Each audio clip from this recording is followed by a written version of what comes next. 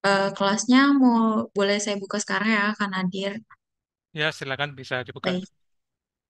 Assalamualaikum warahmatullahi wabarakatuh. Salam sejahtera bagi kita semua. Selamat pagi teman-teman semua.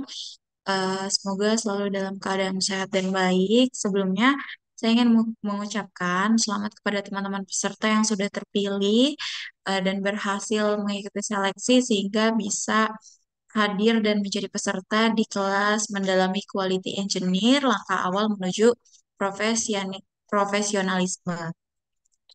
Teman-teman, untuk di pertemuan pertama ini ada beberapa hal yang perlu saya highlight seperti peraturan kelas. Saya izin share screen.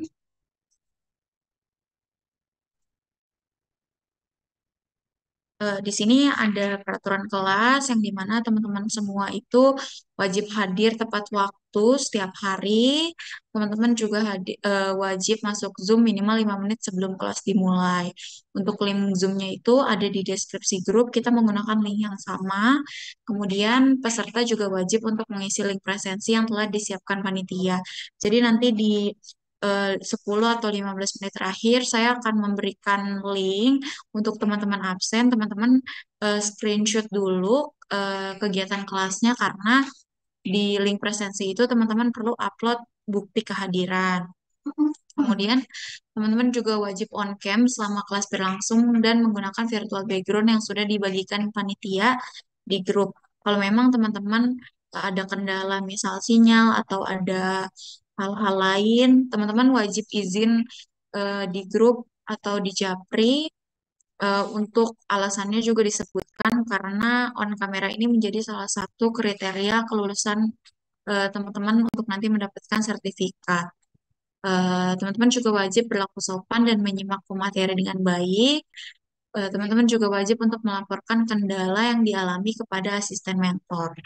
Lalu, teman-teman juga diwajibkan untuk upload story di Instagram dengan tag Talent Hub setiap mengikuti kelas yang telah terjadwal. Jadi nanti setiap akhir kelas kita akan ngelis nama teman-teman dan Instagram yang sudah upload eh, story di Instagram dan tag Talent Hub, nanti yang sudah ngelis di grup itu akan mendapat nilai tambahan gitu untuk nanti di sertifikat. Jadi ada nilai keaktifan gitu, ada penambahan nilai keaktifan.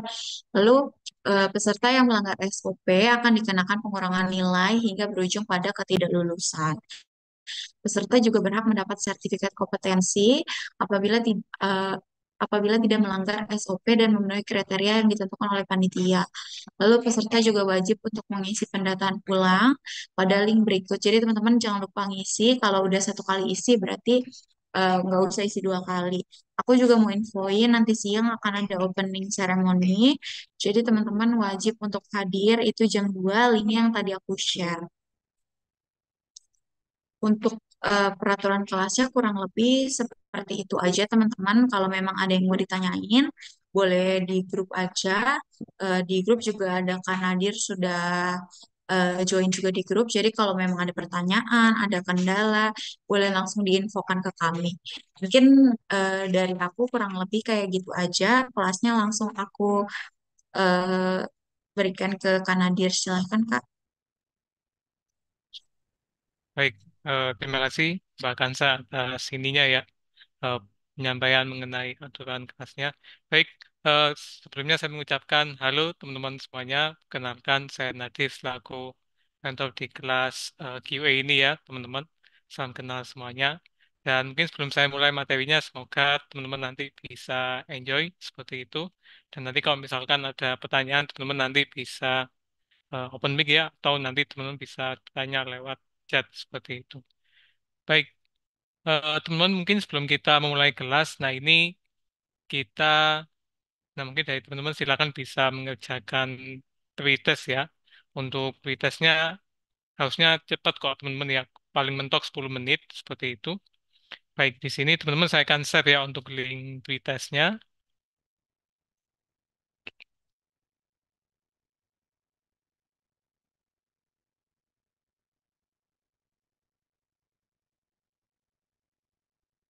Baik, teman-teman silakan untuk Pretestnya bisa dikerjakan dulu ya.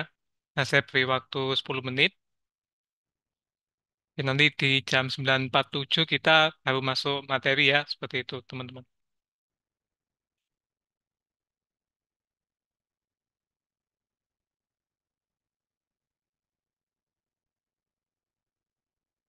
Oh ya, untuk pretestnya sudah bisa dibuka ya, atau ada yang nggak bisa teman-teman?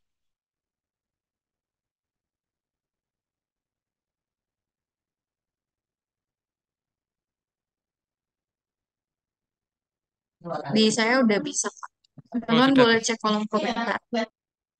Oke, oke. Siap. Thank you, thank you. Oke, bisa dikerjain dulu ya teman-teman ya, waktunya 10 menit.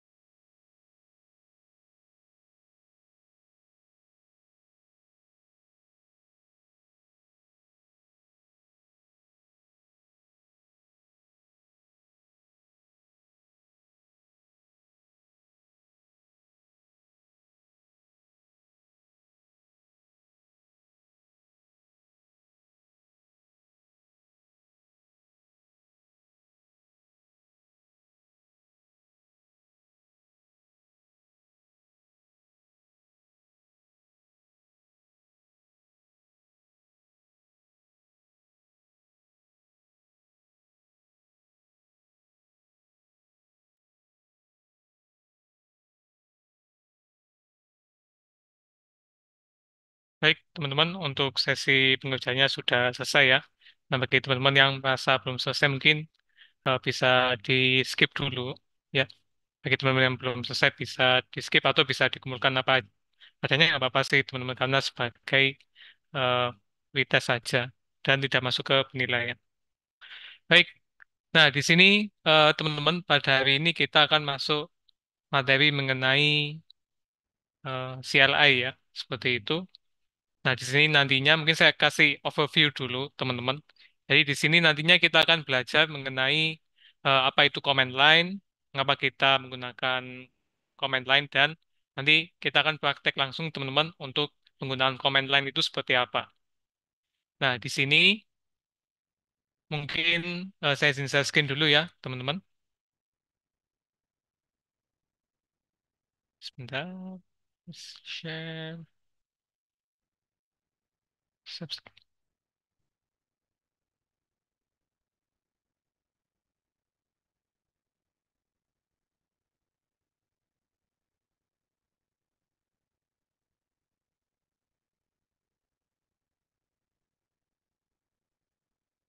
Untuk share screen-nya sudah terlihat atau belum ya, teman-teman ya? Terlihat, Mas. Udah, Pak. Terlihat ya. Pak. Oke. Udah, Pak. Siap, siap. Oke, thank you. Nah, di sini teman-teman, sebelum kita masuk materi, mungkin saya ingin tahu dulu ya, alasan teman-teman join program ini apa seperti itu. Nah, mungkin di sini saya ingin tahu nih alasan dari teman-teman join program ini seperti apa. Nah, teman-teman silakan nanti bisa tulis di Jamboard ya, nanti saya share. Oke.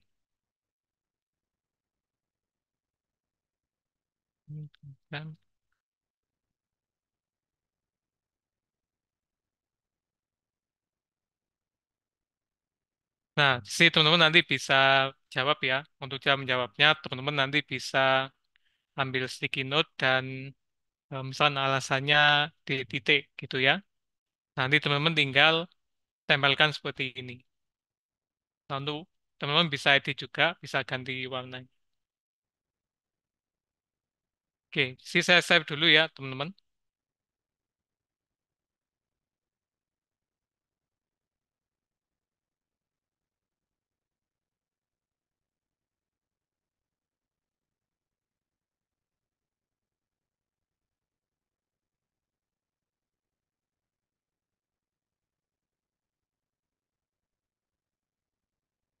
Baik, teman-teman silakan bisa diisi dulu ya alasan teman-teman join program ini seperti apa. Oke, teman-teman silakan bisa isi di Jamboard yang sudah saya sediakan di kolom chat teman-teman. Oke, di sini mungkin saya beri waktu tidak terlalu lama ya, mungkin em, 3 menit ya teman-teman agar bisa masuk ke materi.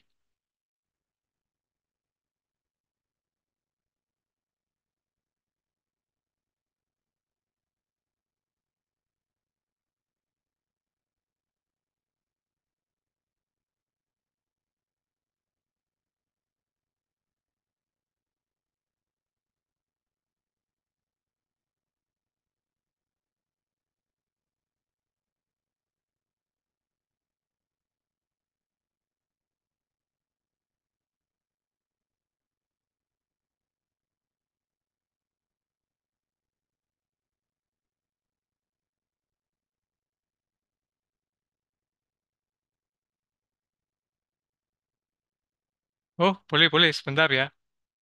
Oke, ini saya share lagi.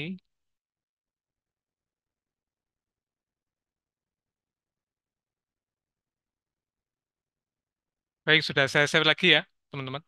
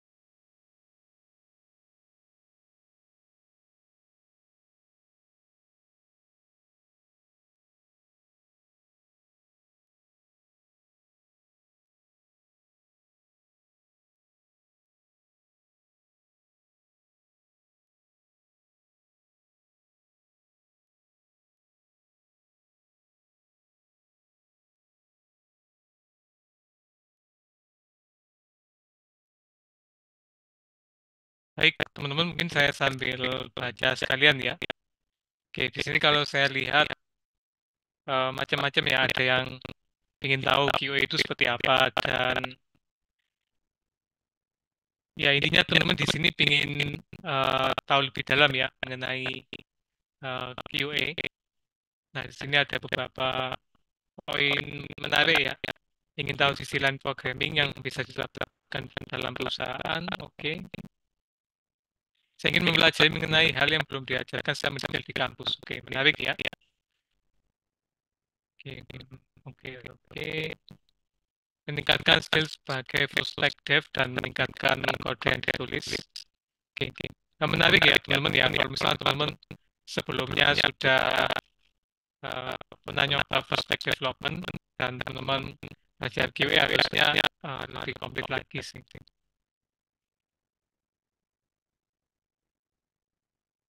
Oke, siap. Thank you, thank you. Cyber security. Baik, baik. Teman-teman, terima kasih ya bagi teman-teman yang sudah mengisi Jamboardnya. Nah, di sini teman-teman kita akan masuk ke materi. Nah, untuk materi dari teman-teman nantinya kita akan lebih banyak praktek ya, teman-teman seperti itu biar teman-teman bisa mencoba secara langsung.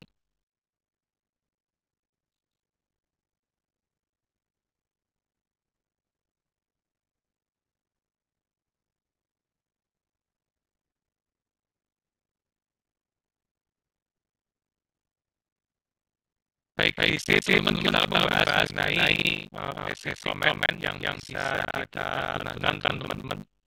Nah, nantinya di sini kita akan mempelajari apa kita harus menggunakan CLI dan kita akan mempelajari penggunaan komen-komen dasar yang bisa kita pakai dan nantinya kita akan membuat sebuah script untuk mengerjakan sekumpulan situs secara otomatis.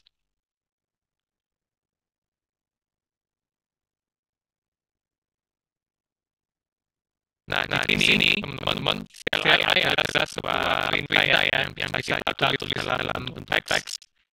Nah, di sini untuk CLI ini dia lebih di dia lebih sulit ya karena dengan CLI ini lebih cepat. Jadi contohnya seperti ini.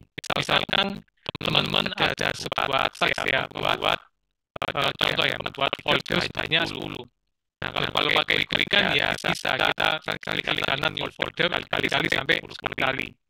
Nah, di sini kalau kita menggunakan CLI itu bisa kita lakukan dengan lebih cepat seperti itu. Nah, di sini kita bisa menyusun ya semacam script untuk membuat 10 folder tadi.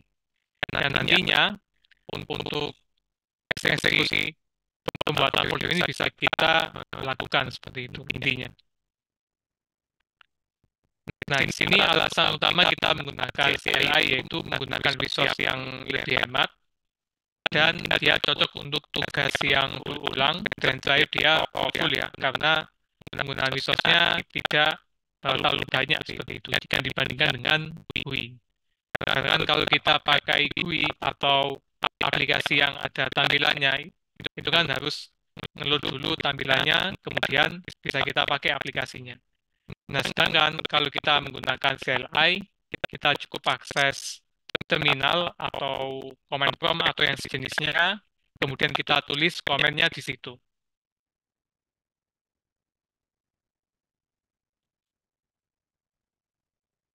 Nah, di sini teman-teman kita akan langsung praktek ya. Nah, di sini kita akan langsung praktek teman-teman. Nah, di sini yang akan kita bahas ya, yaitu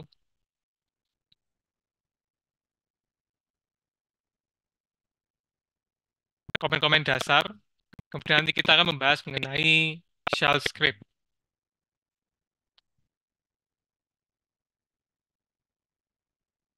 Nah, di sini teman-teman mungkin saya ingin kasih catatan tambahan ya. Nah, untuk penggunaan komen ini, nah untuk teman-teman yang pakai Windows, teman-teman bisa pakai Git Bash ya. Saya menggunakan Git Bash.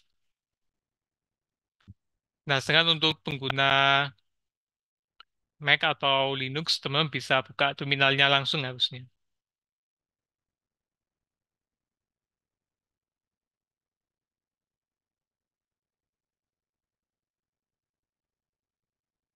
Nah, di sini teman-teman, yang pertama kita buka dulu terminalnya ya. Nah, di sini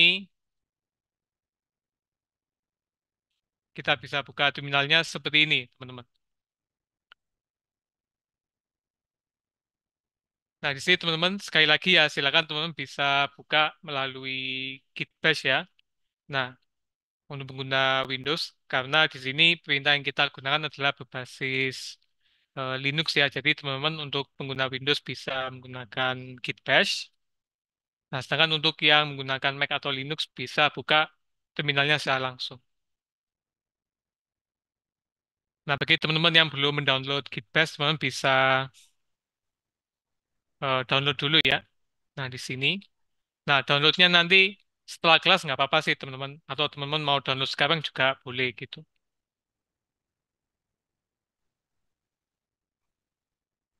Nah, sini nanti teman-teman tinggal pilih operating systemnya, kemudian di download.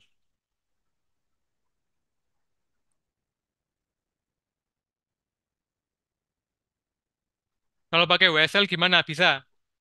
Bisa ya, saudara Hafid ya. Mas Hafid bisa kalau pakai WSL.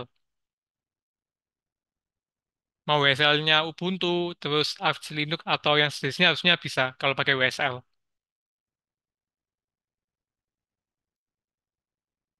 Pakai WSL bisa ya teman-teman ya. WSL.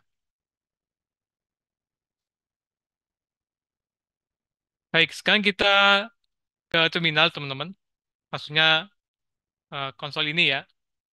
Nah, di sini komen pertama yang bisa kita gunakan adalah PWD.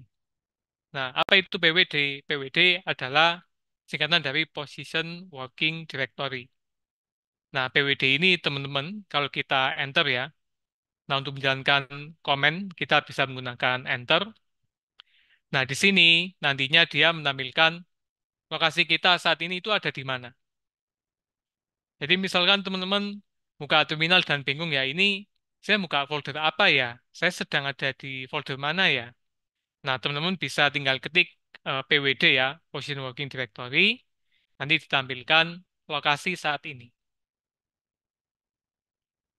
Kemudian, teman-teman ada komen lain yang bisa kita gunakan ya, untuk membuat sebuah folder baru. Nah, untuk membuat sebuah folder baru di sini, kita bisa menggunakan mkdir, Make Directory. Nah, di sini make directory bisa kita gunakan untuk apa? Untuk membuat sebuah directory baru atau folder baru. Nah, di sini kita beri spasi teman-teman, kemudian kita tulis nama dari folder yang mau kita buat. Nah, di sini misalkan nama foldernya adalah Talent Hub ya, Talent Hub Playground misalkan. Kemudian kita enter dan di sini teman-teman harusnya folder Talent Hub Playground sudah berhasil dibuat ya. Nah, untuk menampilkan daftar file dan folder yang ada di lokasi kita saat ini, teman-teman bisa menggunakan komen ls. Nah, komen ls ini tujuannya adalah untuk menampilkan daftar semua file dan folder yang ada di lokasi kita saat ini. Seperti itu. Jadi, lokasi kita kan sekarang ada di sini ya, teman-teman ya. Nah, di sini kalau kita gunakan komen ls, akan ditampilkan semua folder dan file-file yang ada di lokasi kita saat ini. Kalau misalkan teman-teman ingin melihat lebih detail ya, seperti hak akses file dan semacamnya, teman-teman bisa pakai option tambahan, ls spasi dash al. Nah, nanti di sini teman-teman akan ditampilkan lebih lengkap ya, seperti hak aksesnya. Nanti kita bahas teman-teman untuk hak akses ya. Kemudian di sini ada informasi lainnya seperti tanggal pembuatan filenya ini kapan sih dibuatnya gitu, dan informasi-informasi lainnya.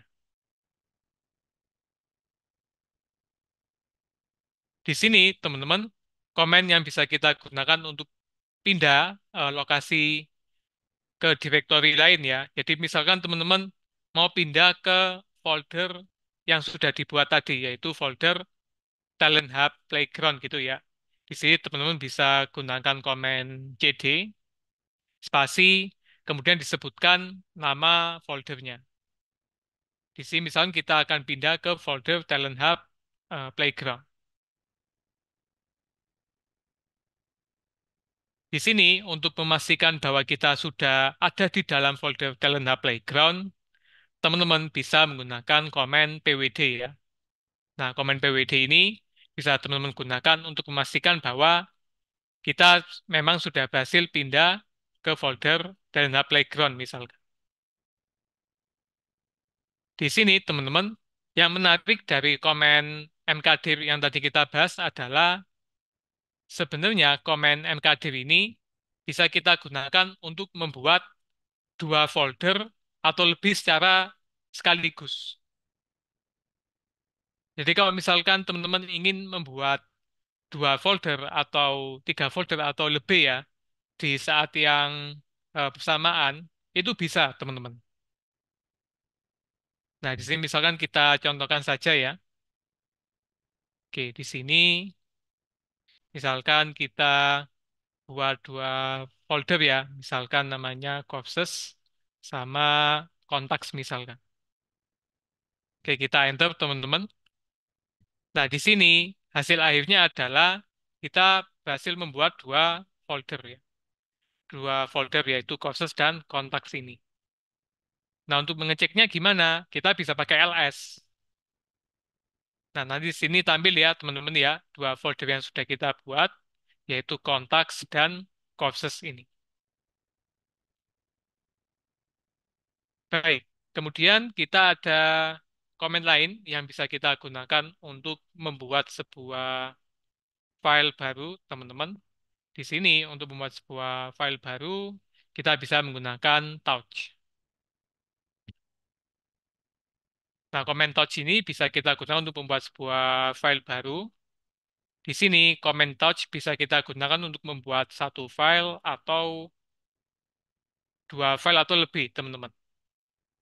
Oke, di sini misalnya kita buat file pertama ya, yaitu misalkan courses.txt, yaitu sebuah file teks biasa ya.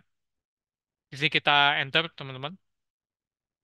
Kemudian kita buat satu lagi ya. Oke, kita buat satu lagi yaitu contacts.txt. Nah, untuk mengeceknya kita bisa pakai ls.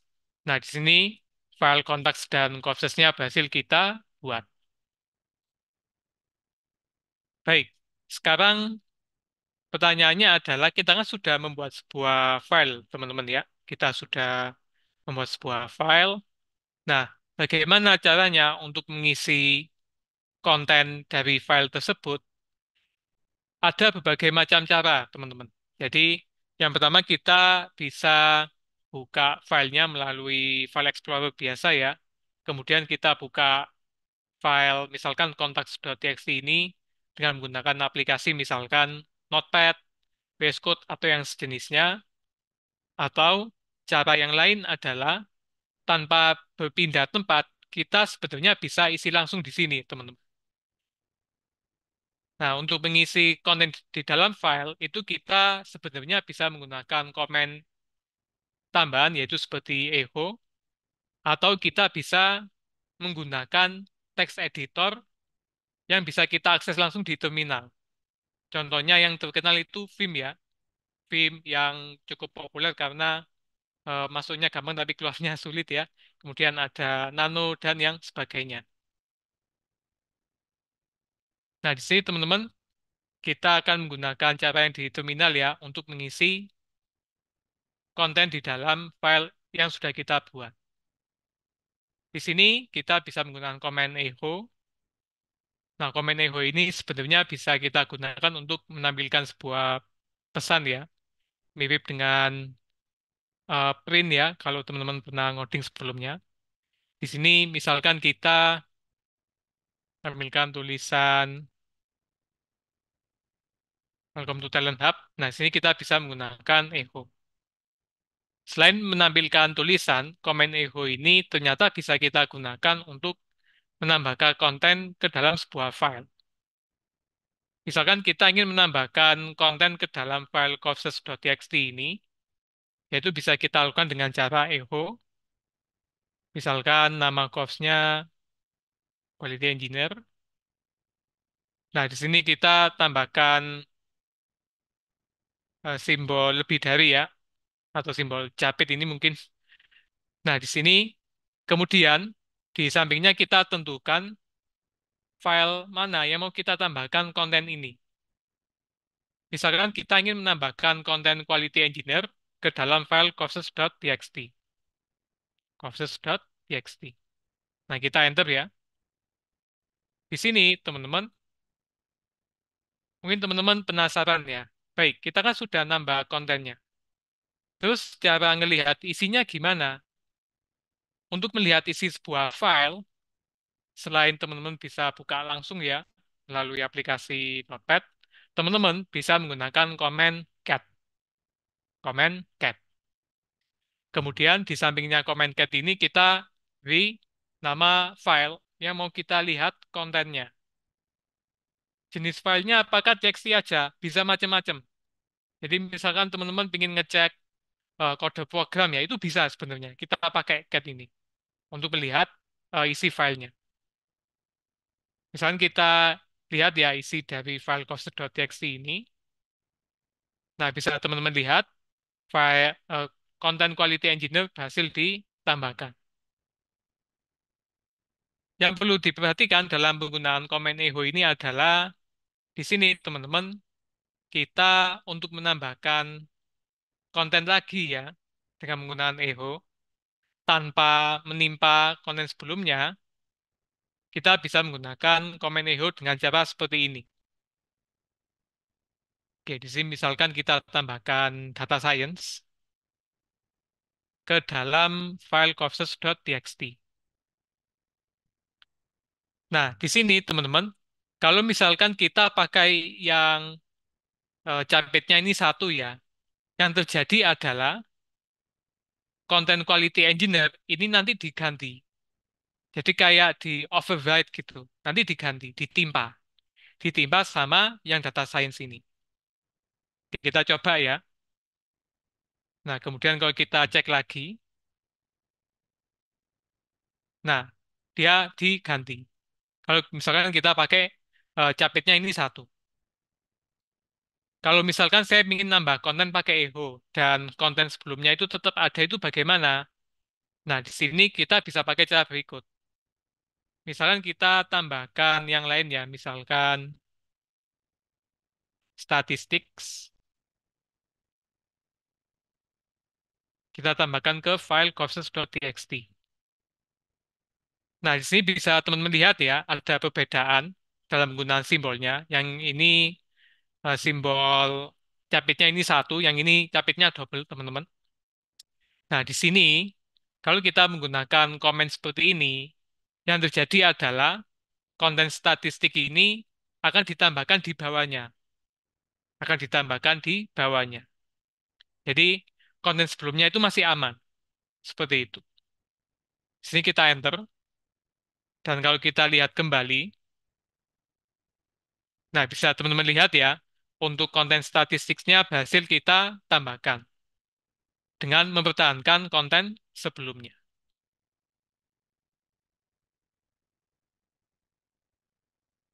Baik, di sini teman-teman, mungkin sebelum saya lanjut ya, ada yang mau ditanyakan dulu. Silakan teman-teman bisa tanya lewat chat atau bisa open mic langsung ya teman-teman ya.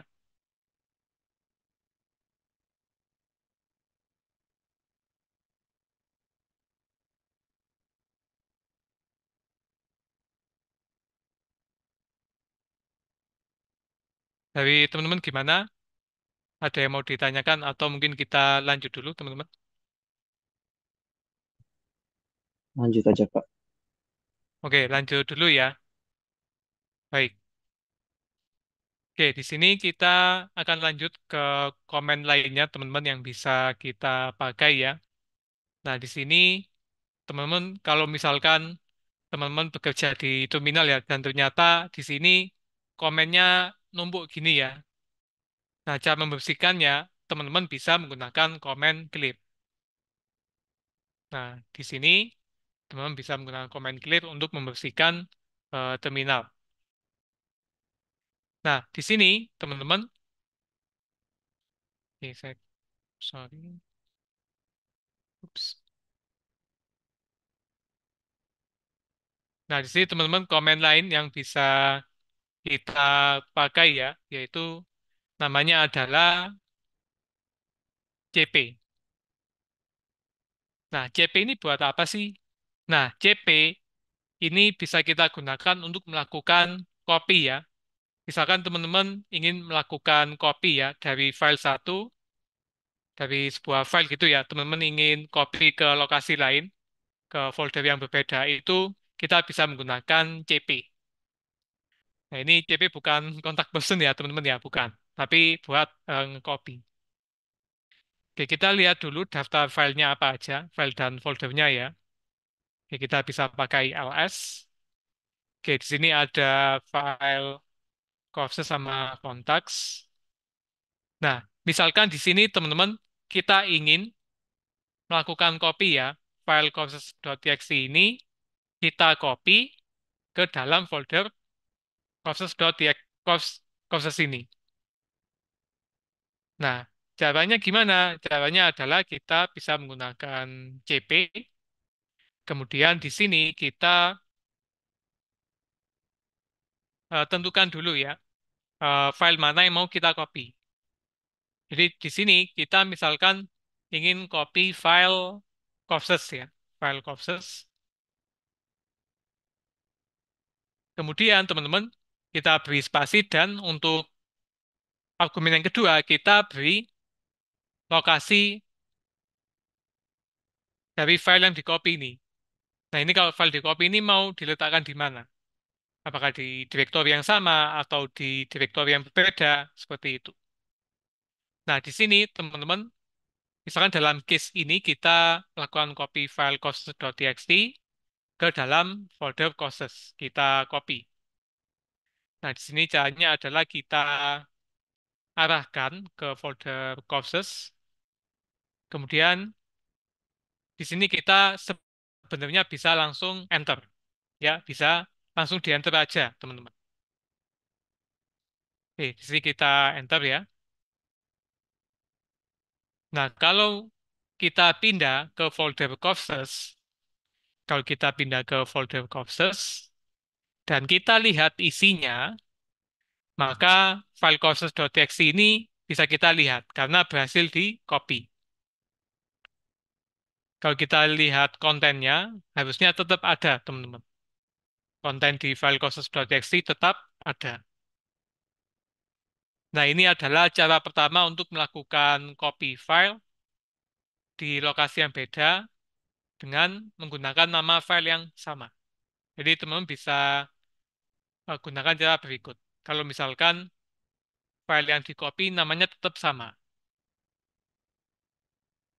Oke, cara yang kedua adalah misalkan teman-teman ingin melakukan copy ya, sebuah file, tapi namanya mau diganti. Nah, caranya adalah kita bisa, oke, sebelumnya di sini kita pindah ke folder sebelumnya ya, teman-teman ya. Nah, untuk pindah ke folder sebelumnya, kita bisa menggunakan cd spasi titik-titik. Nah, kemudian kita enter. Nah, jadi titik-titik ini digunakan untuk pindah dari folder kita saat ini ke folder induknya, ke folder sebelumnya gitu, teman-teman. Teman-teman bisa pakai jadi titik-titik. Nah, di sini kan kita tadi di folder courses, kita sekarang berada di folder terlihat playground. Baik, di sini kita akan mencoba melakukan copy ya. Di sini kita gunakan CP. Di sini file yang akan kita copy adalah courses.txt. Kemudian di sini, teman-teman, kita ingin copy di folder courses juga, tapi di sini kita ingin beri namanya itu beda. Nah, namanya misalkan copied course ya, copied courses seperti ini. Nah, di sini yang terjadi adalah kita melakukan copy sebuah file namanya courses.txt dengan nama yang berbeda. Kontennya gimana? Kontennya tetap sama. Ya, namanya juga proses copy ya. Ya, kontennya sama dong, gitu.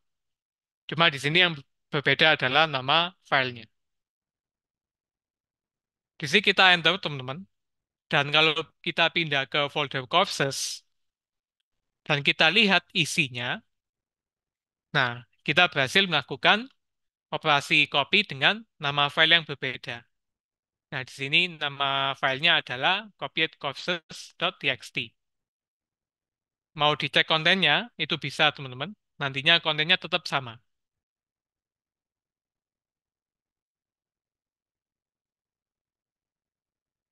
Oke, sekarang kita pindah ke folder sebelumnya ya. Di sini kan kita kan berada di folder courses ya. Dan kita mau pindah ke folder sebelumnya, itu kita bisa pakai cd spasi titik-titik. Sorry. Kebanyakan ya titiknya, teman-teman. Oke, nah titiknya dua aja. Baik, sekarang selain proses copy, tentu kita bisa melakukan operasi perpindahan sebuah file, ya. Jadi, ketika teman-teman mempunyai sebuah file dan teman-teman ingin pindah ke lokasi lain, itu bisa, teman-teman. Di sini kita bisa menggunakan komen mv. Nah, komen mv. Di sini sama seperti komen cp ya, strukturnya, tapi beda tujuan. Kalau mv ini untuk memindahkan sebuah file. Nah, di sini di bagian awal kita isi dengan nama filenya, nama file yang mau kita pindah. Baik, di sini kita cek dulu ya. Oke, kita sekarang ada di folder Panda Playground. Nah, kalau kita cek daftar file dan foldernya, nah di sini ada file contacts.txt. Misalkan untuk contoh ini kita ingin pindahkan, teman-teman ya. Kita pindahkan file contacts.txt ini ke dalam folder contacts. Di sini caranya adalah kita ketik mv, kemudian spasi nama file yang mau kita pindahkan. Misalnya di sini kontaks ya, contacts.txt. Nah, di parameter yang kedua kita masukkan lokasi dari filenya. Ini mau dipindah kemana? Seperti itu. Jadi gampangannya untuk MV ini adalah file yang mau kita pindah, dan yang di kedua itu adalah tujuan file ini mau dipindah kemana. Seperti itu, teman-teman. Jadi kita sebutkan dulu file yang mau dipindah, kemudian kita sebutkan lokasinya ada di mana.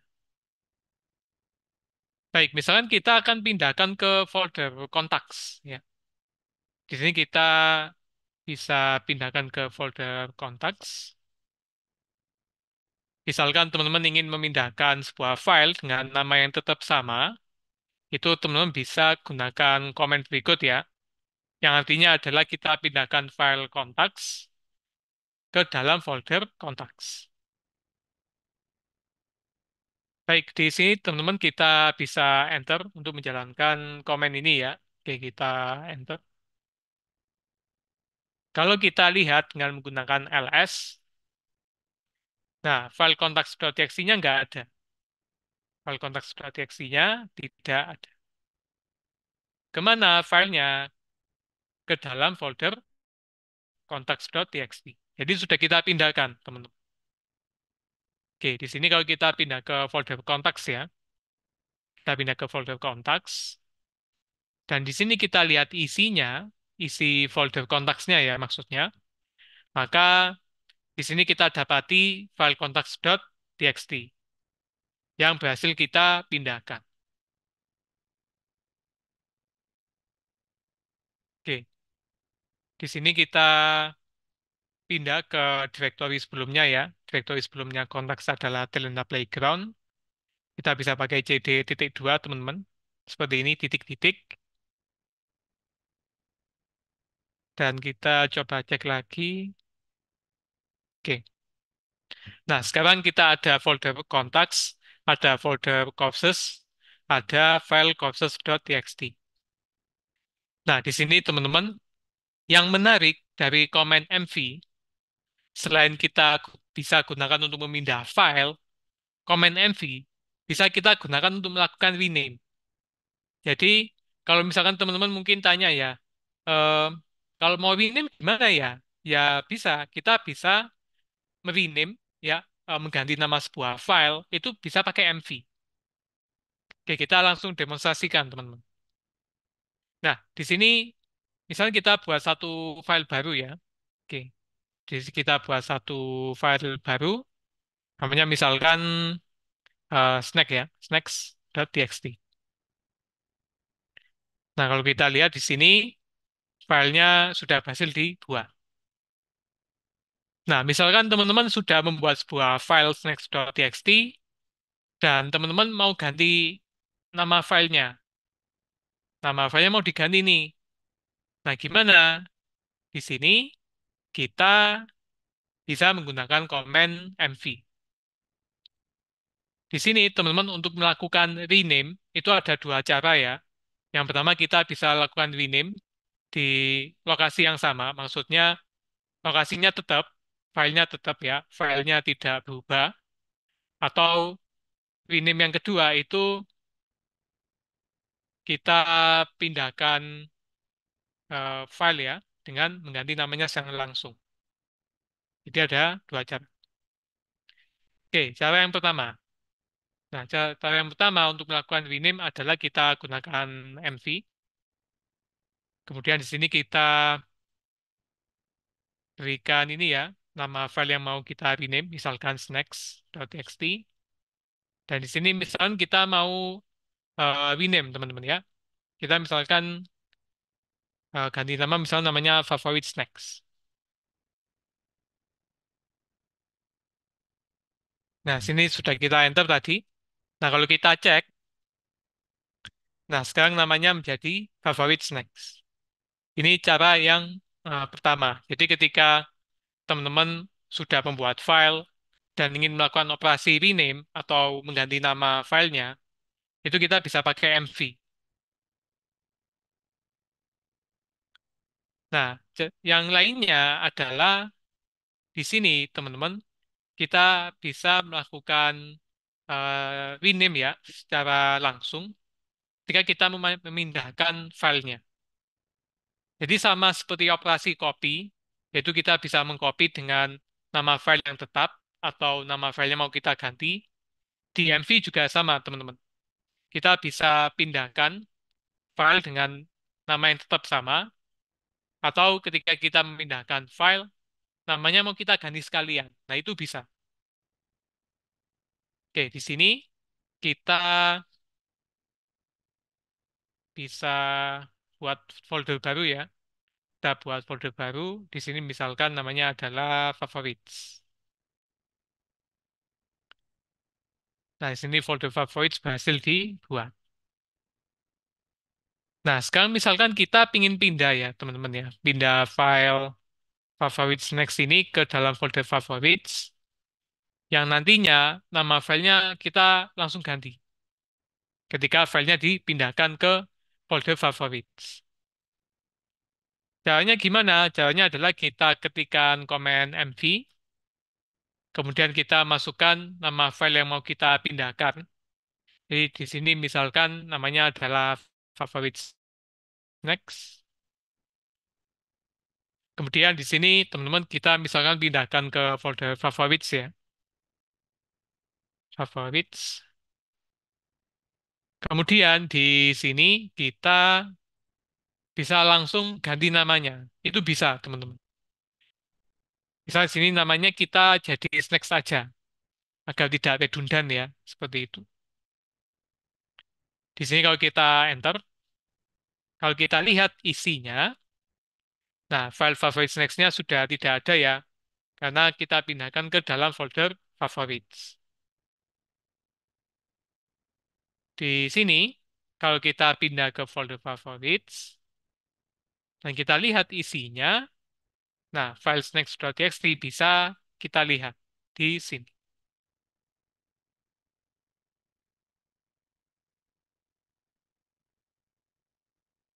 Nah, selain operasi melakukan copy ya, yaitu menyalin bahasa Indonesianya ya, salin ya, yaitu kita melakukan copy sebuah file dan kita memindahkan sebuah file, tentu ada operasi lain yang bisa kita lakukan, yaitu adalah operasi delete. Di sini, teman-teman, yang nantinya teman-teman perlu perhatikan adalah jika teman-teman melakukan operasi delete di terminal, itu dia biasanya tidak ada konfirmasi. Ya, kalau teman-teman mendelete sesuatu pakai aplikasi GUI itu kan biasanya kan ada konfirmasi ya. Are you sure to delete this gitu misalkan. Kalau pakai GUI, biasanya kan ada pesan konfirmasinya gitu. Nah, sedangkan kalau di terminal, kalau kita pakai komen yang seperti RM atau FMDIR, dia tidak pakai konfirmasi. Jadi langsung dihapus gitu.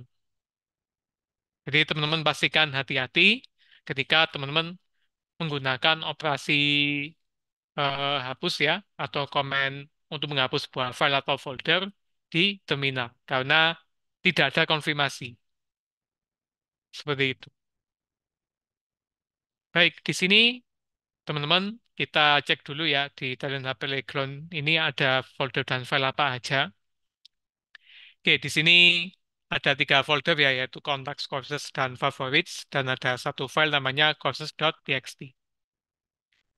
Di sini, teman-teman, untuk menghapus file dan menghapus folder itu komennya beda, seperti itu. Dan untuk menghapus folder yang nggak ada isinya, maksudnya folder kosong, itu bisa kita lakukan secara langsung.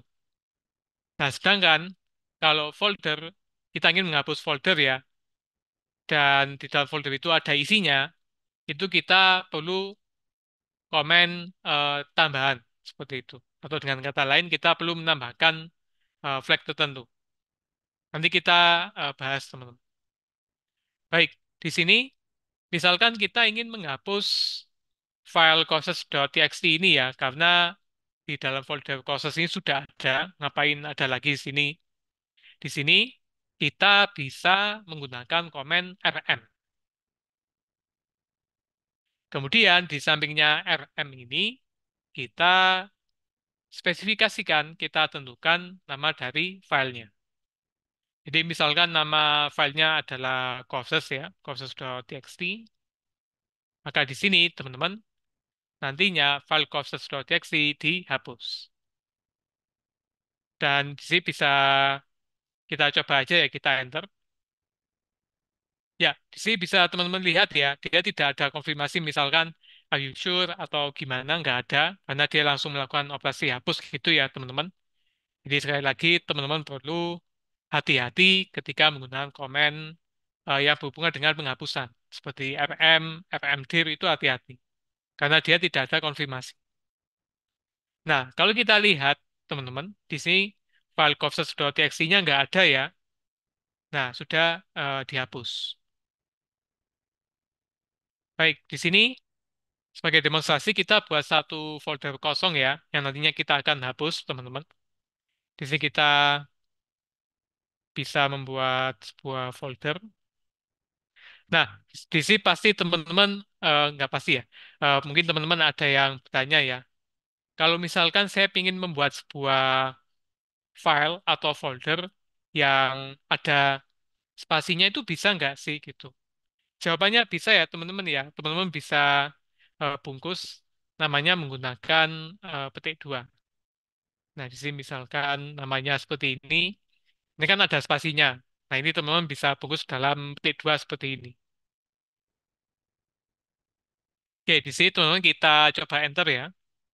Dan di sini kalau kita lihat, nah folder delete soon-nya ada ya teman-teman, seperti ini.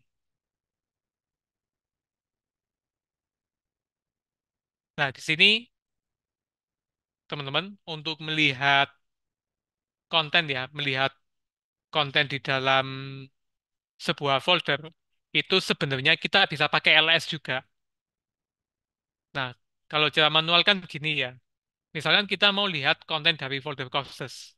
Kita pindah dulu ke folder courses, kita ls. Nah, ini kalau manual. Nah, cara yang lain kita bisa pakai ls, kemudian kita sebutkan nama foldernya. Misalkan kita ingin menampilkan isi dari folder courses. Nah, bisa seperti ini, teman-teman. Jadi, kalau misalkan teman-teman ingin melihat daftar berbagai konten yang ada di dalam sebuah folder ya, teman-teman bisa menggunakan command ls diikuti dengan nama folder yang kita ingin lihat isinya, seperti itu. Jadi, teman-teman bisa menggunakan command seperti ini. Jadi, tanpa perlu pindah directory, teman-teman bisa pakai command seperti ini. Oke. Nah, sekarang kita mau menghapus folder delete soon. Nah, di sini kalau kita lihat ya teman-teman untuk kontennya. Nah, di sini kan kosong ya, tidak ada apa-apa. Nah, untuk menghapus directory yang kosong, yang tidak ada isinya, kita bisa menggunakan fmdiv, remove directory. Nah, di sini teman-teman, untuk fmdiv ini, kemudian kita masukkan nama dari folder yang mau kita hapus. Nah, kalau misalkan cuma satu kata atau tidak ada spasinya, kita bisa ketik langsung seperti ini. Nah, kalau ada spasinya gimana? Ya sama, kita fokus dalam petik 2. Atau cara yang lainnya itu kita bisa tulis seperti ini. Nah, ini bisa, teman-teman. Nah, kita bisa pakai petik 2 aja ya, biar lebih gampang. Di sini, teman-teman, kalau kita enter ya, yang terjadi adalah folder delete soon-nya itu berhasil dihapus. Nah, kalau kita cek kembali, nah folder delete soon-nya sudah nggak ada. Sudah deleted. Nah, di sini, teman-teman, kalau kita mencoba nekat ya, kita pakai command remove directory, kita menghapus sebuah directory yang ternyata di dalam directory atau di dalam foldernya itu masih ada isinya, maka yang terjadi adalah, nah error. Nah, di sini, ketika teman-teman ingin menghapus sebuah directory yang ada kontennya, teman bisa menggunakan cara lain. Jadi RRF ini bisa teman-teman gunakan ya untuk menghapus folder kosong. Nah, kalau menghapus folder beserta konten di dalamnya, kita bisa menggunakan cara berikut. Oke, di sini kita cek dulu. Misalkan kita mau menghapus folder favorit, ya. Folder favoritnya mau kita hapus. Nah, jadi teman-teman kita bisa komen rm. Kita tambahkan flag tambahan ya, /rf. Kemudian kita masukkan nama foldernya yang ada isinya. Itu misalkan folder favorit. Di sini, teman-teman, yang terjadi adalah kita menghapus folder favorit beserta konten di dalamnya. Jadi kalau misalkan ingin cek ya. Nah, di dalam folder favorit kan ada file nih. Kan ada isinya. Nah, sekarang pertanyaannya adalah, saya ingin menghapus folder favorit, tapi sama isinya juga gitu. Nah, teman-teman bisa pakai komen tadi ya, -rf, kemudian kita sekarang nama foldernya, itu misalkan favorit. Nah, di sini kalau kita enter, nah, folder favorites itu berhasil dihapus. Nah, kalau kita coba cek ya, nah, nggak ada. Not access favorites, not such file or directory, nggak ada. Sudah dihapus, beserta isinya juga.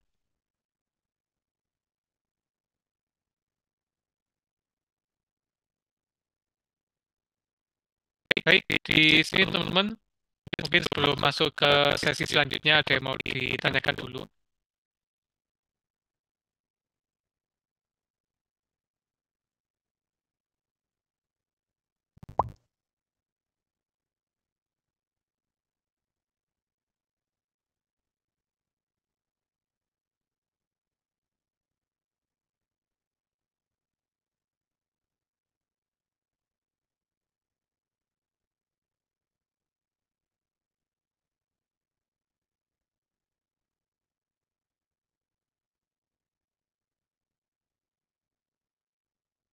Oh ya, silakan Ahmad Iksan Maulana, bisa bertanya, silakan. Oh, baik Mas, izin bertanya, apakah di CMD ini tidak ada perintah yang bisa kita melihat log aktivitas yang sudah dilakukan gitu Mas? Jadi ketika tadi kata Mas bilang kan ya, yang remove itu tidak ada tidak ada pesan untuk konfirmasi. Jadi apakah ada gitu Mas untuk melihat perintah log aktivitas yang sudah dilakukan agar kita bisa melihat nih itu apa aktivitas yang sudah dilakukan. Kalau misalkan di Git itu kan ada ya perintahnya untuk melihat aktivitasnya yaitu git log. Apakah ada diterima juga Mas? Terima kasih Mas. Oke, pertanyaan menarik ya. Bisa nggak sih kita ngelihat historinya ya? Oke, di sini teman-teman untuk melihat ini ya riwayat dari komen-komen yang sudah kita jalankan. Di sini kita bisa pakai history. History. Nah, history ini tujuannya untuk apa? Untuk menampilkan semua komen yang sudah kita jalankan. Nah, di sini nanti bisa teman-teman lihat ya. Nanti ada komen misalkan ada LS, ada RM, dan yang lainnya seperti ini. Cukup banyak ya, teman-teman. Nah, misalkan di sini, teman-teman misalkan ini ya, di sebuah case gitu, teman-teman menjalankan sebuah komen dan teman-teman ingin menjalankannya lagi, tapi ternyata mungkin teman-teman lupa atau lupa strukturnya kayak gimana. Oke, di sini teman-teman bisa pakai history ya. Dan kemudian dari history ini kita ibaratnya itu bisa melakukan filter. Oke, jadi misalkan kita mau ngecek komen RM untuk menghapus folder sama kontennya itu gimana. Nah, di sini teman-teman kita bisa sambung ya, history, kemudian kita pakai grep, dan misalkan RM. Nah, di sini teman-teman, history ini nanti dia akan menampilkan daftar history dari komen-komen yang sudah kita jalankan. Nah, grep ini itu singkatannya kalau nggak salah General Regular Expression ya. Di sini untuk melakukan filtering. Jadi di sini bacanya adalah tampilkan semua history yang mengandung kata RM. Nah, di sini bisa teman-teman lihat ya, misalkan di sini ada operasi untuk menghapus folder favorites, misalkan kemudian ada menghapus folder delete soon, seperti itu. Jadi, untuk melihat history dari komen yang sudah kita lakukan bisa menggunakan history ya. Dan kalau misalkan teman-teman butuh filter tambahan, itu tinggal ditambahkan saja dengan menggunakan grep. Jadi misalkan kita mau ngefilter komen touch itu juga bisa. Nah, ini bisa teman-teman lihat seperti ini.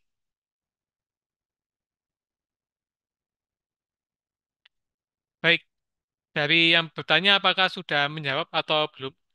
Oh, baik Mas, terima kasih atas penjelasannya sudah paham Mas. Oke, siap, sama-sama. Baik, teman-teman silakan ada yang mau bertanya lagi.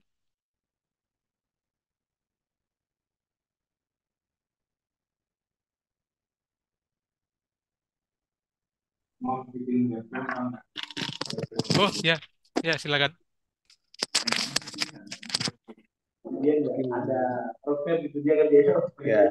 kemarin juga biar dia kayak aja itu sana bisa banyak yang tinggalan jadi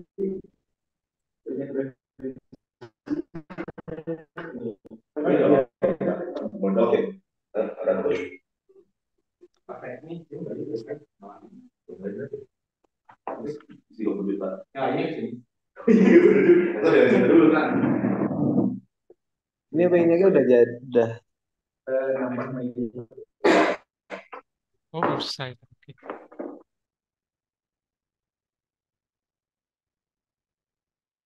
Oke ya, ternyata ada yang belum di mute. Oke, teman-teman, ada yang mau ditanyakan atau mungkin kita lanjut dulu, teman-teman? lanjut lanjut aja kak. Oke, baik, saya lanjut dulu. Nah, di sini, oke, teman-teman, sini saya cek dulu. Oke, lanjut dulu ya. Oke, siap. Baik. Nah, di sini, selain kita menggunakan komen untuk operasi file ya, seperti misalkan ngedelete, kemudian pindah file, copy, dan yang sebagainya, ada beberapa komen lain yang bisa kita manfaatkan. Jadi di sini teman-teman, contoh yang lainnya yaitu misalkan ada komen top ya. Nah, sini top ini bisa teman-teman gunakan untuk melihat eh, detail dari setiap prosesnya. Jadi ini kurang lebih mirip kayak kalau di Windows itu task manager ya. Cuma di sini dia bentuknya lebih sedikit kompleks ya teman-teman karena ada persentase penggunaan CPU-nya berapa dan yang lainnya seperti penggunaan memori bisa teman-teman lihat di sini. Nah, kalau mau di filter juga bisa. Nah, misalkan Chrome, nah penggunaannya berapa gitu. Nah, untuk filternya teman-teman bisa tekan, ups, bisa tekan L besar ya, dan di sini bisa kita filter. Oke. Komen yang lain bisa adalah PS untuk mengecek eh, sebuah proses ya. Nah, kalau ngecek semua proses bisa pakai PS dash A ini bisa teman-teman. Nah, ini untuk ngecek semuanya.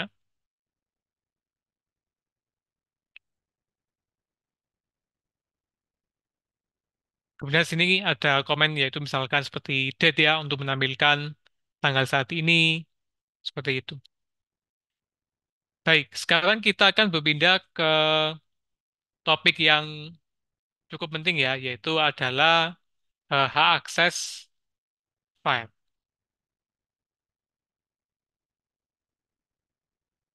Jadi teman-teman ketika kita membuat sebuah ini ya, sebuah file, nanti saya buat satu dulu. Di sini misalkan namanya ya contoh ya.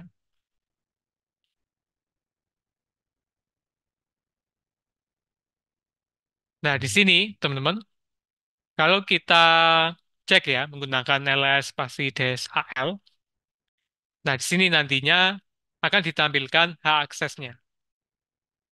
Oke, di sini kita akan bahas dulu teman-teman. Maksudnya apa? Nah, di sini yang diawali dengan D kecil ini ya, delta, ini artinya apa? Artinya menandakan bahwa ini adalah sebuah directory. Ya, yang awalnya D kecil ini dia artinya adalah sebuah directory atau folder. Folder yang namanya contacts. Nah, begitu juga untuk yang ini. Nah, ini ada sebuah directory namanya corpses. Di sini teman-teman bisa teman-teman lihat ya ada huruf FWX. FWX ini apa ya? Nah, di sini teman-teman eh, di sini ini sebenarnya ada tiga bagian ya. Baik, di sini saya pilih salah satu. Oke, kita copy dulu.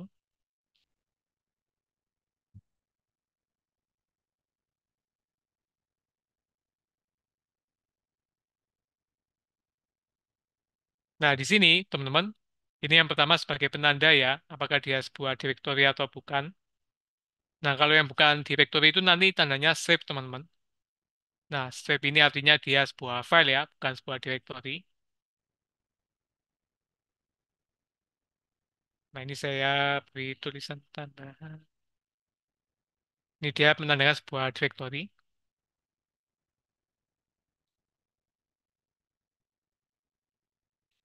Nah, di sini teman-teman, untuk huruf ini adalah menandakan hak aksesnya.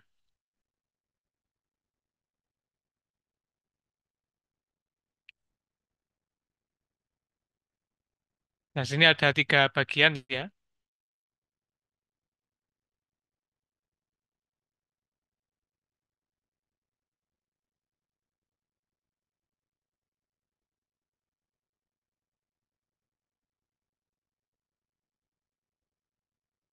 Nah, yang merah ini untuk siapa? Untuk user aslinya atau owner.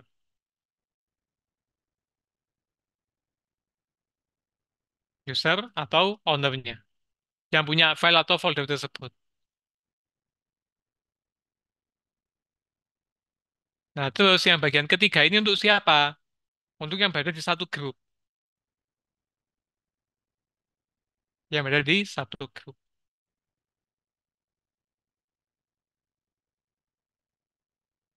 Nah, kalau yang oranye ini untuk pengguna lain ya, yaitu bukan user atau owner dan bukan juga anggota grup. Nah, istilah lainnya itu others. Ya, ibaratnya kayak pengguna tamu lah, gitu. Ini others. Oke, jadi sekali lagi teman-teman, yang pertama ini adalah menandakan dia apakah directory atau bukan. Yang di bagian pertama ini menandakan hak akses yang bisa dilakukan oleh user ini apa aja, yaitu ownernya. Kemudian yang kedua, hak akses yang bisa dilakukan oleh user yang berada di satu grup yang sama.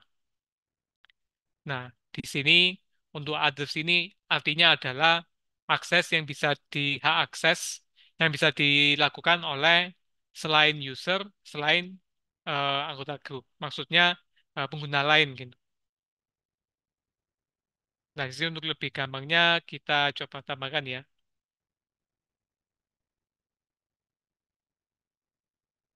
Oke, ini misalkan nama usernya, ini nama grupnya misalkan. Nah, jadi di sini maksudnya untuk yang pertama, user ini bisa melakukan yang R ini artinya read ya. R ini artinya dia membaca, read.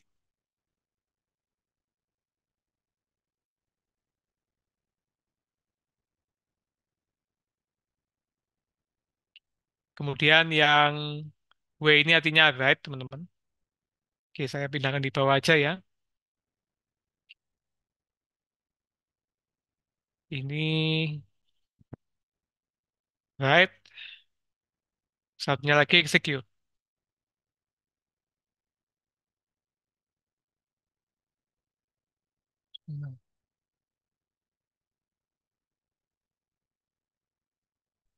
Oke, sorry, tutup.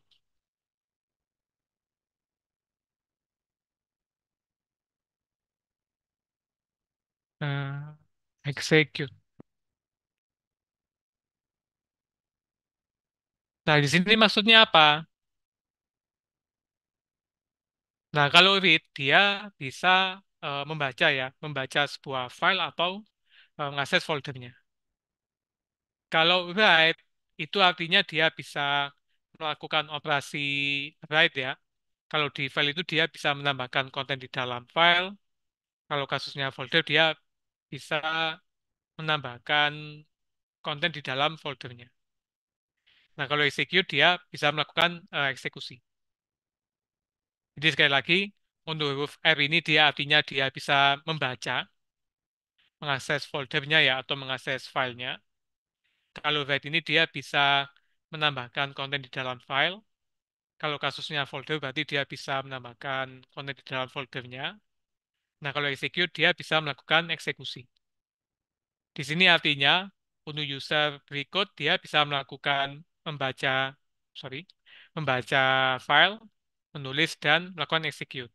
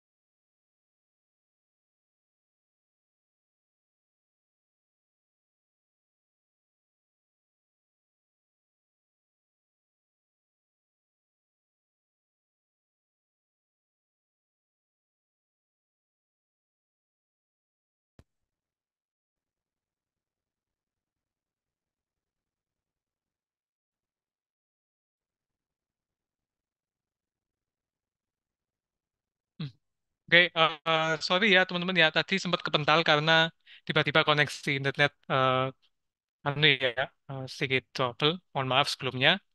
Baik, di sini mungkin saya recap sekali lagi ya teman-teman. Di sini yang pertama, mungkin saya akan review lagi.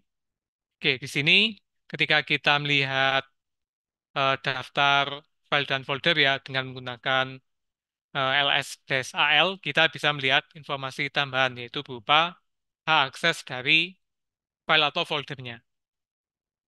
Nah, yang awalnya D kecil ini D artinya sebuah directory. Nah, kalau misalkan straight aja, artinya adalah dia sebuah file. Nah, di sini, teman-teman, kalau kita lihat ya, ini sebenarnya ada beberapa bagian. Yang pertama untuk menunjukkan apakah dia directory atau bukan. Dan yang selanjutnya ini untuk ini ya, akses yang bisa digunakan oleh user atau owner-nya, yaitu dia bisa melakukan read, yaitu mengakses foldernya atau membaca filenya. Kalau read ini dia bisa menambahkan konten di dalam folder tersebut. Kalau misalnya kasusnya folder, dan bisa menambahkan konten di dalam folder. Kalau konteksnya folder. Nah, kalau file sendiri dia bisa menambahkan konten di dalam file.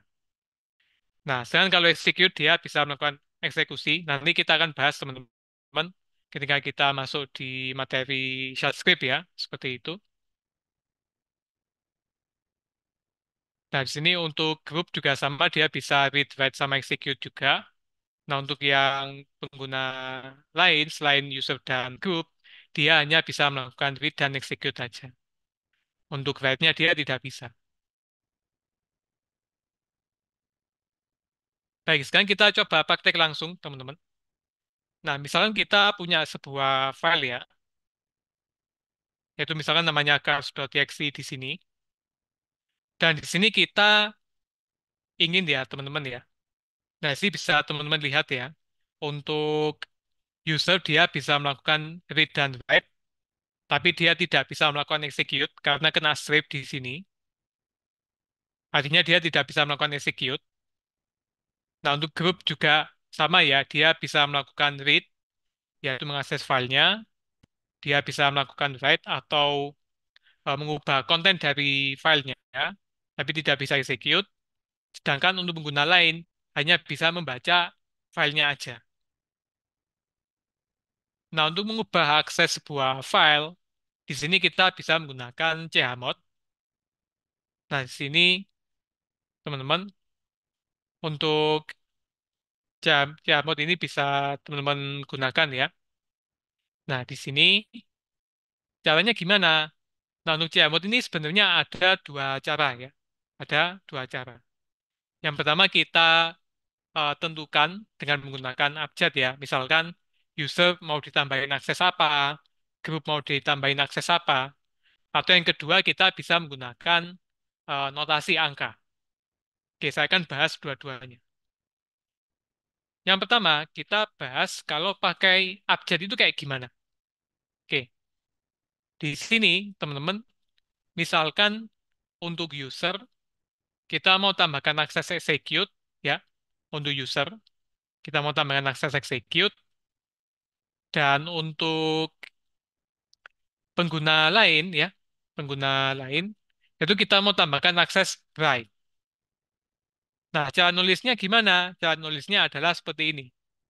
Yaitu kita tentukan dulu user atau owner dari file ini ya, user dapat melakukan execute. Ya, jadi di sini bacanya adalah user bisa melakukan apa? Execute. Nah, kalau mau nambahkan hak akses di jenis user yang lain, kita pakai koma. Nah, kemudian kita tentukan. Misalkan kita tambahkan untuk pengguna lain, yaitu others ya, yaitu kita pakai O. Nah, untuk pengguna lain selain user dan group, kita tambahkan akses write, yaitu untuk menulis konten di dalam filenya. Nah, akses ini untuk file apa? Untuk file gauss.txt. Jadi di sini, teman-teman, cara bacanya adalah ubah akses untuk user, tambahkan execute. Ya, user bisa melakukan execute. Untuk other, yaitu selain user dan group, dia bisa melakukan write. Nah, file mana yang mau kita ubah hak aksesnya, yaitu file cast.txt. Nah, kalau kita enter dan kita cek kembali, di sini kita bisa kombinasikan pakai grep ya, teman-teman ya. Ini bisa juga kita kombinasikan. Nah, di sini bisa teman-teman lihat ya, untuk user, sekarang dia sudah bisa execute, karena kita tambahkan plus di sini, plus X, user bisa execute. Nah, untuk other, yaitu selain user dan selain group, dia bisa lakukan write, karena kita tambahkan aksesnya. Contoh yang lain,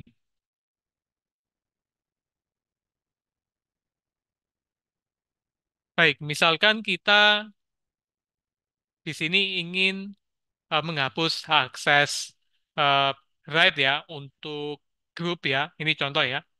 Di sini teman-teman bisa pakai chmod, kemudian ditambahkan ya. Untuk grup, hapus hak akses untuk write, misalkan seperti ini. Kemudian di sini teman-teman kita karena cuma ngubah di satu jenis user aja, kita bisa langsung tulis nama file yang hak aksesnya mau kita ubah. Nah, di sini kita enter dan kita cek ya. Di sini bisa teman-teman lihat untuk user hak aksesnya masih tetap. Nah, untuk grup ini sudah berubah dia. Yang sebelumnya dia sudah bisa melakukan write, sekarang udah nggak bisa. Kenapa? Karena sini kita hapus hak aksesnya gitu. Jadi sini kita hapus untuk hak akses untuk write-nya.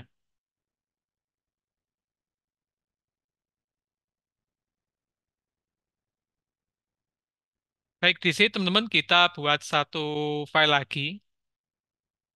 Nah, sini misalkan nama filenya adalah bikes ya.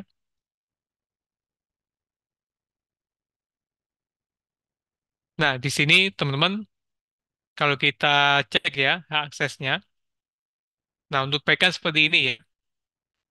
Oke, di sini dia untuk user dan group bisa read dan write, tapi tidak bisa execute. Untuk other cuma read aja. Nah, selain menggunakan huruf seperti tadi, kita bisa menggunakan notasi angka. Chmod, kita gunakan notasi angka 744 dan kita beri nama filenya, misalkan bikes.txt. Oke, di sini 744 ini maksudnya gimana? Jadi di sini, teman-teman, kalau kita menggunakan chmod pakai angka, nantinya siap angka ini itu sebenarnya nantinya merepresentasikan bentuk biner dari hak akses filenya. Oke, maksudnya gimana? Maksudnya seperti ini. Oke, ini misalkan 744 ya. Ini 744.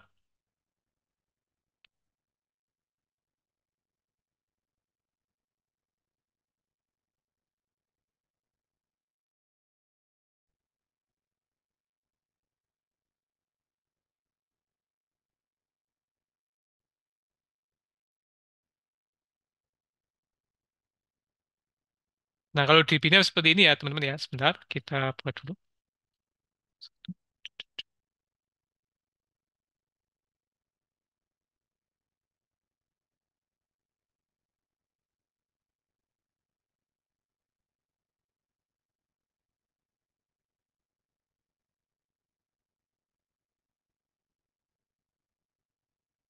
Oke.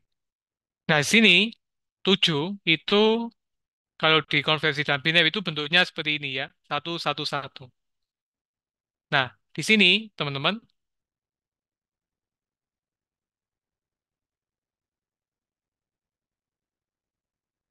Nah, di sini artinya adalah kalau kita lihat ya angka 7 ini kalau dalam biner kan 111. Nah, artinya adalah dia bisa melakukan read, bisa melakukan write, dan bisa melakukan execute. Intinya, kalau angka 1 itu aksesnya tersedia, kalau 0 dia nggak bisa. Nah, kalau 4, ya, kalau 4, berarti kan di sini ya, 0, 4. Nah, sini ya, 0, 1, 2, 3, 4. Nah, 4 ya. Nah, artinya adalah dia hanya bisa melakukan read saja. Nah, untuk empatnya sini dia sama, ngacu di sini juga. Nah, di sini teman-teman, 7 ini yaitu adalah hak akses untuk user, yaitu pemilik file aslinya. Kalau angka kedua untuk di satu grup, dan untuk yang di angka terakhir untuk owner, untuk selain grup, selain owner, atau selain usernya. Jadi sekali lagi, kalau kita pakai angka ya di komen Chmod ini, yaitu di sini nantinya direpresentasikan dalam bentuk biner untuk hak aksesnya. Satu artinya dia bisa eh, aksesnya ada. Kalau nol artinya adalah aksesnya tidak bisa dilakukan. Jadi di sini kalau kita simpulkan adalah di user dia bisa melakukan read, write, dan execute. Kalau untuk group dan other, kebetulan sama-sama 4 ya, dia hanya bisa read aja. Hanya bisa melakukan read. Kenapa? Karena sini nilai untuk read-nya bernilai 1. Sedangkan yang lainnya 0. Oke, kita coba ya teman-teman ya. Nah, kalau kita cek kembali. Nah, sih bisa teman-teman lihat untuk akses usernya penuh ya, bisa read, write, dan execute. Sedangkan untuk group dan other-nya, dia hanya bisa read saja. Kenapa? Karena di sini 4 itu kalau dikonversi hasilnya 100.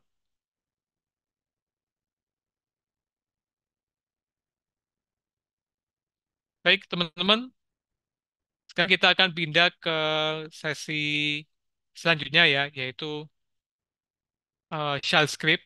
Jadi di sini teman-teman.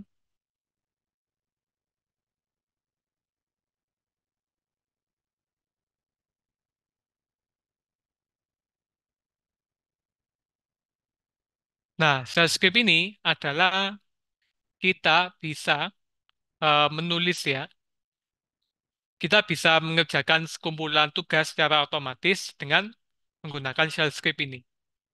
Jadi misalkan ada tugas ya, yang pertama adalah membuat 2 folder ya, misalkan membuat 2 folder, kemudian membuat 2 file.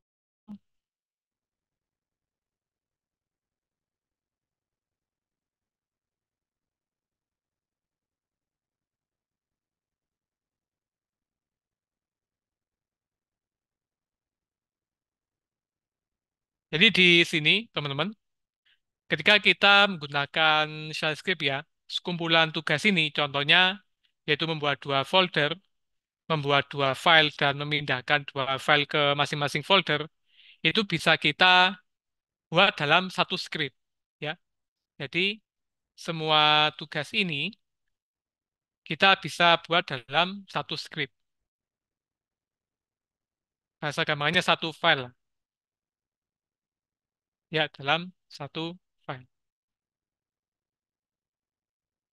Nah, di sini untuk menulis shell script-nya bagaimana? Ada 2 cara. Jadi teman-teman bisa menggunakan text editor ya, seperti Notepad, pakai VS Code itu juga bisa, atau pakai yang sejenisnya, atau teman-teman bisa menggunakan text editor yang sudah disediakan di terminal. Yang pertama kita akan mencoba teman-teman menggunakan text editor yang sudah disediakan di terminal ya. Jadi teman-teman tidak perlu membuka aplikasi terpisah.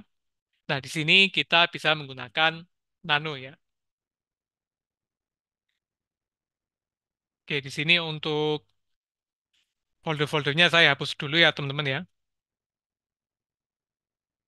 Oke, sini kita hapus semuanya biar enak. Kita bersihin dulu teman-teman. Oh ya, untuk komen RM ini bisa kita gunakan untuk menghapus dua file atau lebih ya. Nah, di sini hasilnya kosong ya. Di sini kita buat teman-teman. Di sini kita gunakan komen nano spasi nama dari shell script-nya. Nah, shell script ini nantinya dia ekstensinya adalah .sh. Oke, di sini misalkan kita beri nama yaitu tax ya, tax.sh. Kemudian di sini kita enter. Nah, di sini teman-teman kita berhasil membuka aplikasi text editor ya, namanya Nano. Di sini Nano bisa teman-teman gunakan untuk menambahkan konten ya di dalam sebuah teks ya, atau membuat shell script bisa pakai Nano, atau teman-teman bisa pakai VS Code itu juga bisa, atau pakai Notepad. Oke, di sini yang pertama kita perlu tentukan dulu shell-nya yang mau dijalankan yang mana. Misalkan kita pakai yang default-nya ya, yaitu SH. Baik, di sini teman-teman, kita akan coba implementasikan ya untuk setiap tugasnya ini, teman-teman. Oke, di sini kita akan coba ya. Nah, sini kita buat komen ya untuk menampilkan tulisan. Kita pakai echo di sini, echo. Misalkan beginning tax.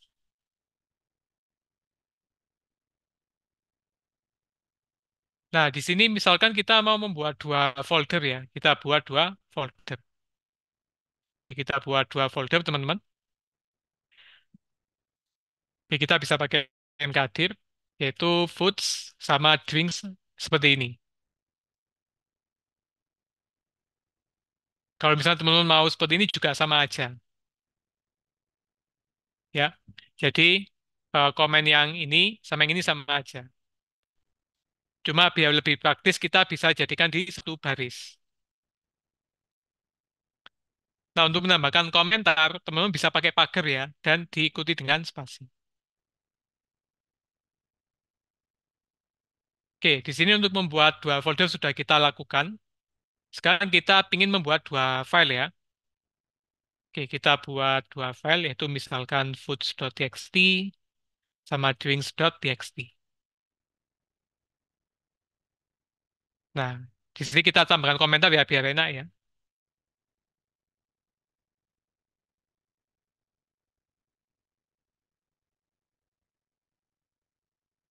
Kemudian di sini, teman-teman, kita pindahkan dua file yang sudah kita buat ya, yaitu foods dan drinks ini ke masing-masing folder.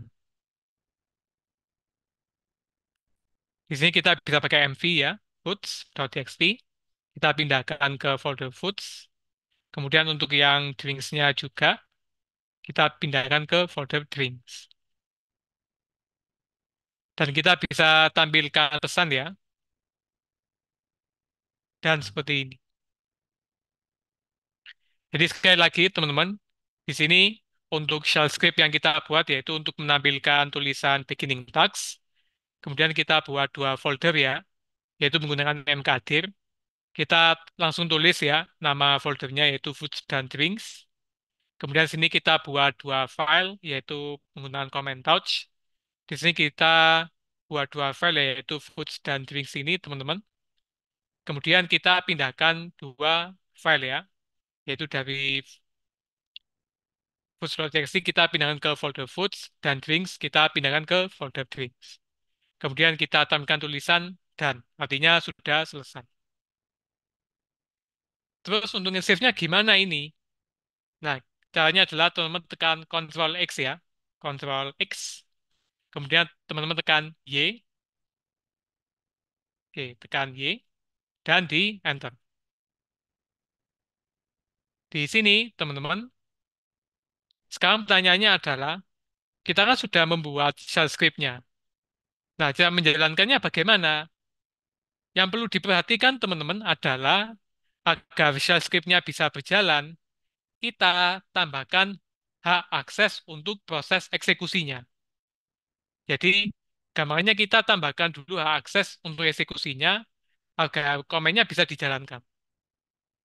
Caranya gimana? Caranya adalah kita pakai chmod, kita tambahkan akses execute atau eksekusi untuk shell script kita, yaitu task.sh. Nah, sini kalau kita lihat ya, nah di sini artinya sudah ada akses execute yang artinya task.sh ini bisa kita pakai, bisa kita jalankan. Nah, di sini teman-teman untuk menjalankannya adalah kita gunakan titik slash kemudian nama shell script-nya yaitu task.sh seperti ini. Oke, kita enter ya. Nah, sini berhasil teman-teman ya. Berhasil menampilkan tulisan beginning task dan menampilkan tulisan dan yang artinya adalah task-task tadi yaitu seperti membuat dua folder dan seterusnya berhasil dijalankan. Kalau mau ngecek ya tinggal pakai ls dan kalau kita cek masing-masing foldernya, nah dia berhasil teman-teman. Jadi kita berhasil membuat dua folder, membuat dua file juga berhasil, dan memindahkan dua file ke masing-masing folder.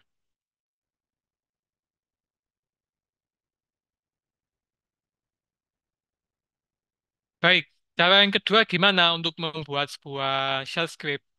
Di sini teman-teman bisa menggunakan text editor ya.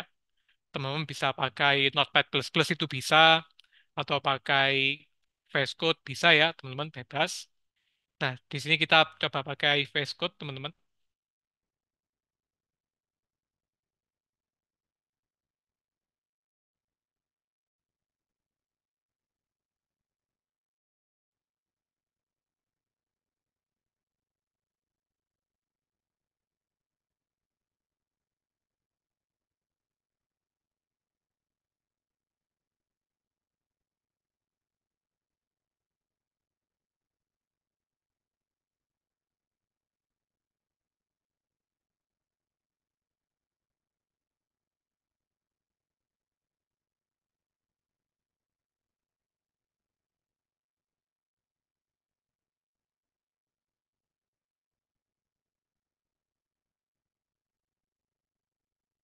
Nah, di sini teman-teman, selain kita menggunakan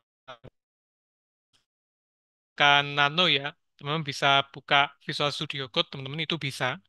Nah, di sini kita akan coba membuat satu shell script juga, teman-teman. Baik, kita buat satu shell script ya. Oke, sini kita bisa buat file baru. Itu namanya misalkan automation ya, automation.sh. Nah, sih teman-teman seperti biasa kita tentukan dulu shell yang mau kita jalankan yang mana. Kemudian di sini teman-teman kita bisa jalankan ya. Task yang pertama bisa menampilkan tulisan beginning task. Di sini misalkan kita coba task yang lain ya.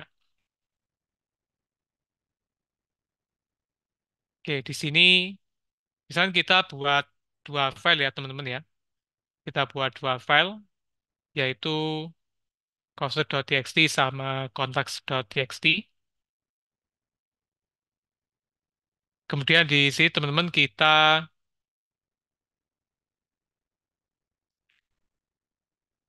tambahkan konten ya. Oke, di sini misalkan quality engineer, kita tambahkan ke courses.txt dan untuk kontaks kita tambahkan ke contacts.txt. Kemudian kita tampilkan tulisan dan. Seperti biasa teman-teman bisa eksekusi ya di terminalnya VS Code langsung itu bisa teman-teman. Tapi yang perlu dicatat adalah kita tambahkan dulu hak aksesnya. Oke, kita tambahkan hak aksesnya dulu untuk automation ini ya. Oke, kemudian sini kita jalankan. Kalau kita lihat, teman-teman, file courses dan kontaksnya berhasil dibuat. Nah, courses-nya berhasil dibuat ya, kontaksnya juga.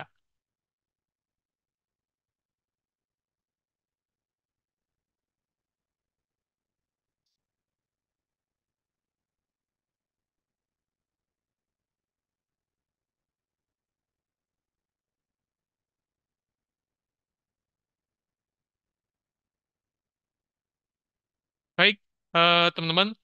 Nah, untuk sisa waktunya kita gunakan untuk mengerjakan soal kuis ya. Untuk soal kuisnya nanti saya share, teman-teman. Nah, silakan untuk absensinya teman bisa isi ya. Oke, saya stop share dulu.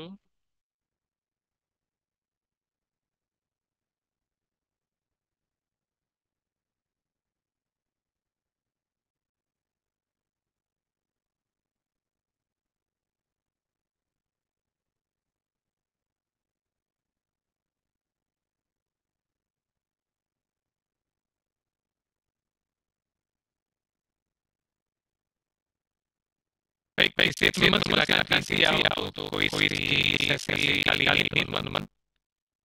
Nah, untuk linknya sudah saya share di kolom chat ya. Atau akan saya share lagi di WhatsApp, teman-teman.